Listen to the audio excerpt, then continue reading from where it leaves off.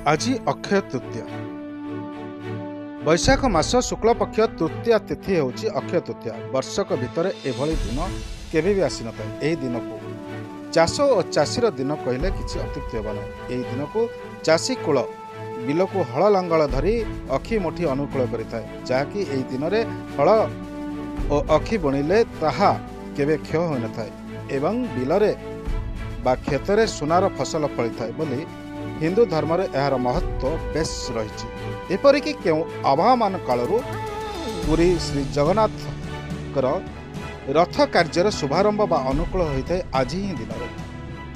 आज उत्कल विकास परिषद ओडिशा पक्षरु पवित्र अक्षय तृतीया अवसर में स्थानीय कटक 42 मौजा बराल स्थित अखिमुठी अनुकूल पारंपरिक भाव में पूजार्चना करा जाय। चाषी पुओ बिलरे हल जोति अखिमुठी अनुकूल कार्यक्रम अनुष्ठित हो कार्यक्रम में जोग देइथिले बसंत चरण स्वामी, रवींद्र कुमार महापात्र, श्यामसुंदर सामल, आर्तत्राण विश्वाल, श्यामसुंदर चौधरी, कामदेव पात्र और सुदर्शन प्रधान और उत्कल विकास परिषद ओडिशार समस्त सभ्यवृंद। कटक ब्यूरो रिपोर्ट, वसुधा मीडिया।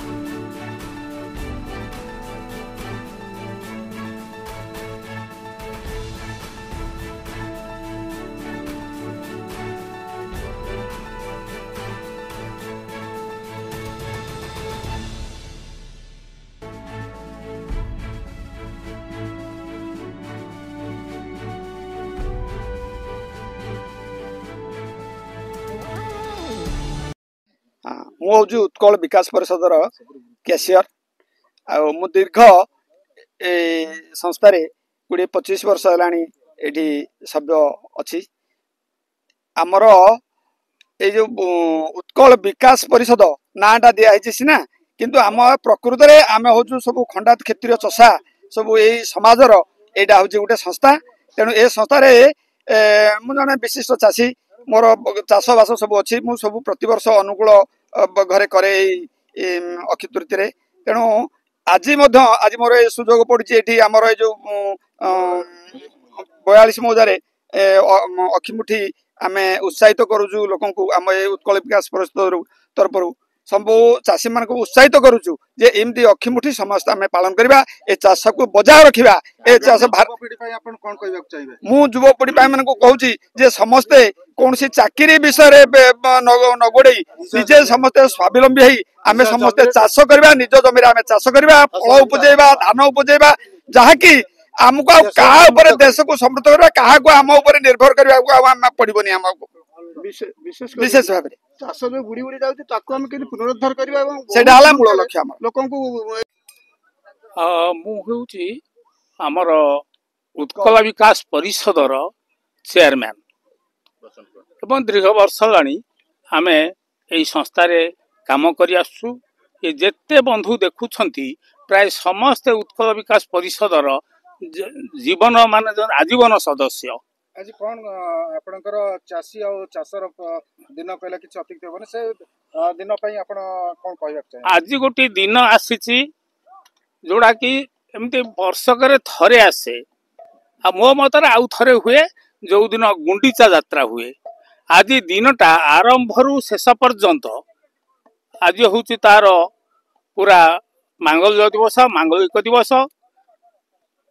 आज हूँ जगन्नाथ देवंकर, सुभद्रा मातांकर एवं बलभद्र देवंकर आज हूँ रथ गढ़ा आरंभ। चंदन यात्रा आरंभ जो 42 दिन चंदन यात्रा हुए जगन्नाथ पुरी रे से 21 दिन बाहर 21 दिन भीतर हुए। भीतर जोड़ाक तार हुए कहीं एत नहीं किंतु नरेंद्र पोखरी रे पुष्करणी रे जो हुए चाप हुए, चाप खेल हुए से जगन्नाथ ये मूर्ति आसे जोड़ाक हाँ चलंती प्रतिमा, भूदेवी, श्रीदेवी एवं मदन मोहन एवं रास्ता एवं पुरी सहर भितर जो 5टी महादेव अछंती से माने तांकर निजर प्रति आसंती एवं पोखरी रे आम नरेंद्र पुष्करणी रे चाप खेल हुए 21 दिन सरला पुणी भीतर चंदन हुए भीतर चंदन टा बहुत कॉन्फिडेंशियल जदियो नुहे तांकर पंडा पुरोहित मान बा हमर पंडा मान सब देखंती तांकू एवं सेही माने ही करंती। अच्छा आज दिन रे काहे कि आपनकर बिल रे लंगड़ जोता जाए एवं काहे कि अखी बना जाए सब सब। हाँ सी गोटे बड़ भल दिन आज आज जेकोसी दिन रे आज दिन तो एकदम सबुठ भल प्रथा हूँ मंगल मांगलिक कार्य जेतिक आज करा जाए चाषीर कौन आपणकर बाघर आपणकर मंदिर गठन नौका गठन जहा किछि आज सबु दिन आज होउची विशेष भाव रे दिन आरंभ रु शेष पर्यंत ये हूँ मांगलिक दिवस एवं आज जहा कले भी सबु भल। मो ना श्याम सुंदर सामल मु उत्कल विकास परिषद सेक्रेटरी जनरल अच्छी।